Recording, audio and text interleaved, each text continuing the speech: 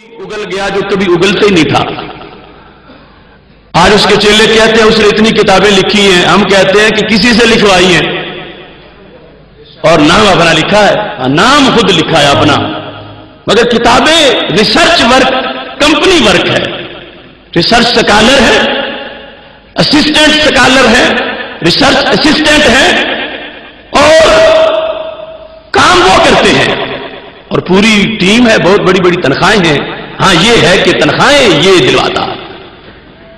اب اس کے ساتھ جو صورتحال ہے وہ کہتے نہیں نہیں تم حسد کرتے ہو، تم یہ کرتے ہو، تم وہ کرتے ہو، تم ایسی باتیں اپنا قد اونچا کرنے کے لیے کرتے ہو. تو میں کہتا ہوں حسد رشک تو اس سے کیا جائے جس میں کوئی حسد رشک والی چیز ہو. جو غازی ممتاز بن قادری کو قاتل کہے اور سلمان تاثیر کا ساتھی بنے، اس پر رشک کون کرے؟ رشک ہوتا ہے کسی وصف پر.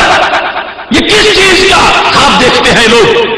اب دیکھو، ہم کہتے تھے تو جھگڑتے تھے، تو اس کی زبان سے آپ کو سنوا دیتے ہیں کہ جس نے یہ کہا کہ یہ صرف عرفان القرآن میں نے آپ لکھا ہے، باقی جتنی میری کتابیں ہیں وہ ریسرچ سکالر ہیں، انہوں نے کام کیا ہے، لہذا وہاں اگر غلطیاں نکلتی ہیں تو ان کی طرف منسوب کرنا، یہاں کوئی نہیں نکلے گی، یہ میں نے آپ کیا ہوا. اب اس انداز میں اور جو آپ کیا ہے جیسے کیا ہے وہ آپ دیکھ ہی رہے ہیں. یہ تو اس طرح کے 20 کنز الایمان سیمینار ہوں گے تو پھر موضوع پورا ہوگا.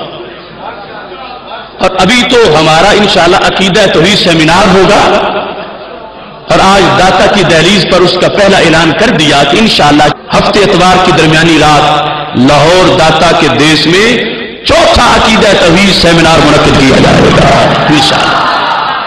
اب اس مقام پر یہ چیز جو میں نے آپ کو کہی، اس پر اسی کے لفظوں سے بات بتاتا ہوں. نمبر 1 سے اس چیز کو شروع کریں تاکہ لوگوں کو پتہ چلے کہ کوئی کتنا کام کرتا ہے اور کتنا کسی سے کروا کے اپنے نام کرتا ہے. حدیث کا کام، دیگر کتابوں کا کام، باقی تحقیقی کتب کا، اس کام کا ہمارا جو طریقہ کار ہے وہ مختلف ہے.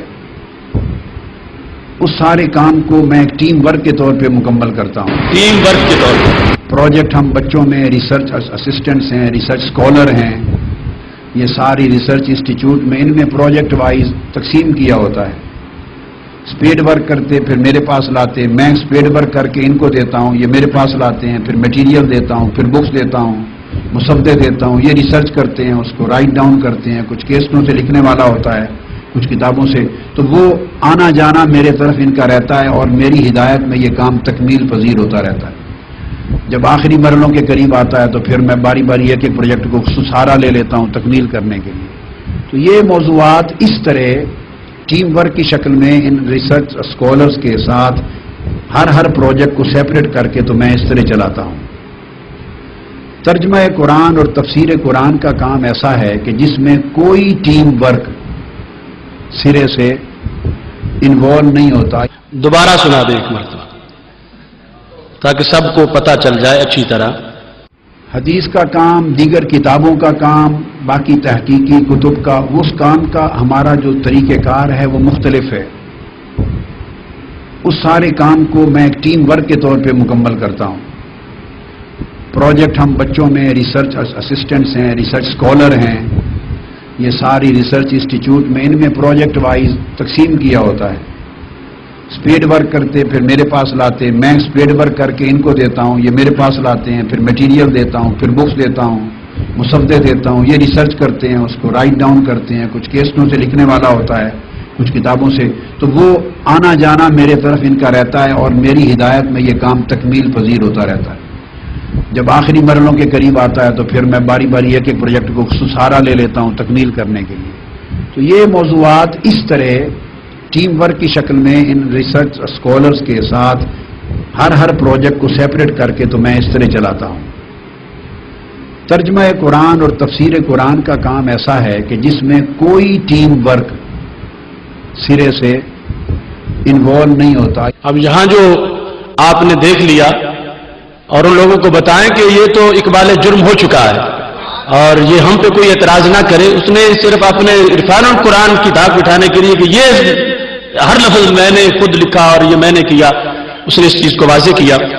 اب یہاں پر اصل یہ طبقہ، یہ چند لوگ جو ہیں اس کے ایسے ہیں کہ جتنی بڑی غلطی ہو اتنا زیادہ اس پہ فخر کرتے ہیں، یہ ان کا پکا اصول ہے۔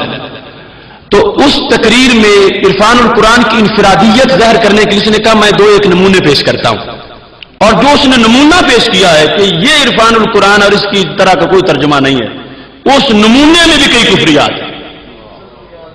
اس نمونے کے اندر جو اس نے نمونہ پیش کیا، اب 4 نمبر سے ان کو وہ سنائیں کہ کس طرح کا وہ نمونہ ہے۔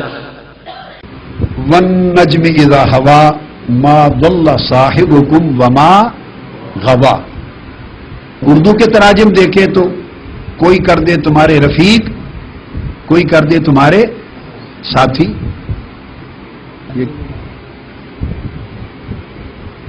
یہ اعلی حضرت کا ترجمہ ہے، انہوں نے کر دیا تمہارے صاحب، اسی صاحب کو صاحب کر دیا، یعنی ترجمہ نہیں کیا۔ نہ بہکے نہ بے راہ چلے، تو کسی نے کر دیا تمہارے ساتھی، کسی نے کر دیا تمہارے رفیق۔ جب میں اس جگہ پر پہنچا اور عرب تفاسیر اور تراجم نے سب نے صاحب ہی لکھ دیا، پیر کرم شاہ صاحب کا، انہوں نے ساتھی کر دیا، انہوں نے ساتھی کر دیا۔ اب علامہ کاظمی شاہ صاحب کا ما صاحبکم کو تمہارا آقا کر دیا۔ اب لفظ آقا میں اپنی جگہ ادب احترام تو ہے، مگر وہ ترجمہ تو نہیں بنتا۔ میری بات آپ سمجھ گئے نا؟ وَالنَّجْمِ إِذَا هَوَى مَا ضَلَّ صَاحِبُكُمْ وَمَا غَوَى۔ اردو کے تراجم دیکھیں تو کوئی کر دے تمہارے رفیق، کوئی کر دے تمہارے ساتھی۔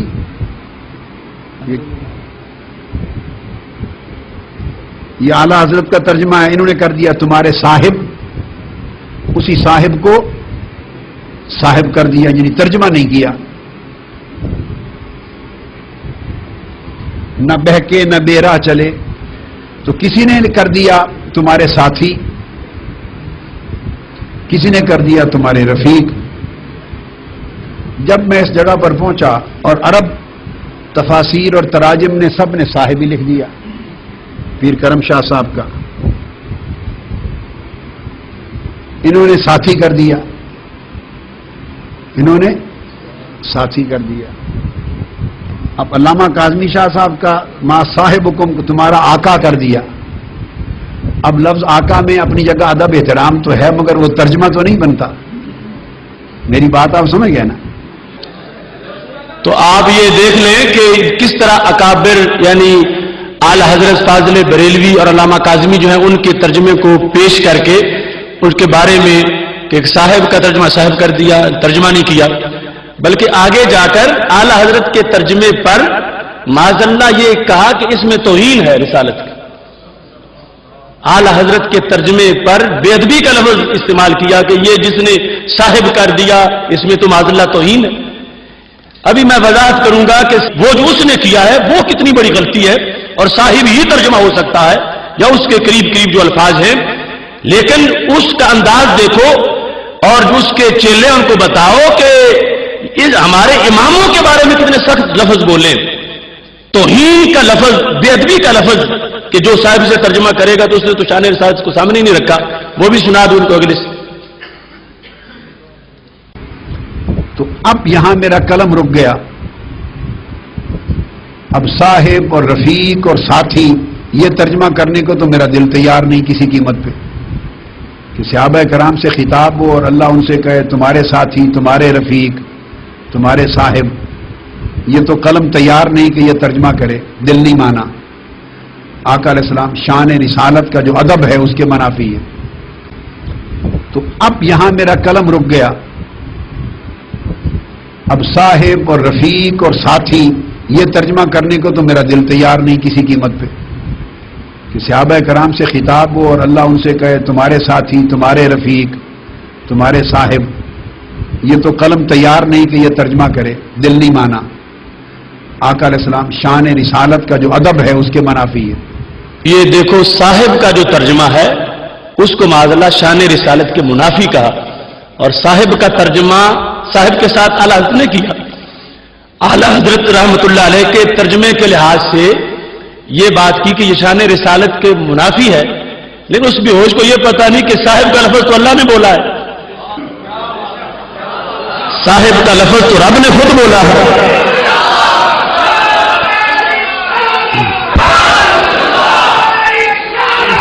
یا رسول اللہ، یا رسول اللہ. نعرہ رسالت، نعرہ رسالت، فیض رضا، فیض رضا، فیض رضا، للکار ہے، للکار ہے.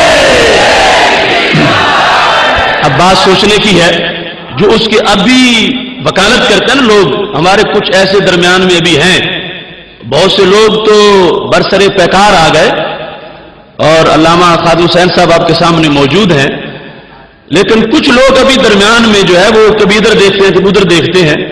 میں تو یہ برملا کہہ رہا ہوں کہ اگر اب بھی اس شخص کا محاسبہ نہ کیا گیا تو آگے جو خطرناک نتائج نکلیں گے وہ ہم لفظ بیان ہی نہیں کر سکتے. ہمارے اکابر نے تو بہت پہلے دیکھ لیا تھا، اور ہم تو اسی وقت سے یہ کہہ رہے ہیں. اور یہ ذاتی اختلاف نہیں، یہ نظریاتی اختلاف.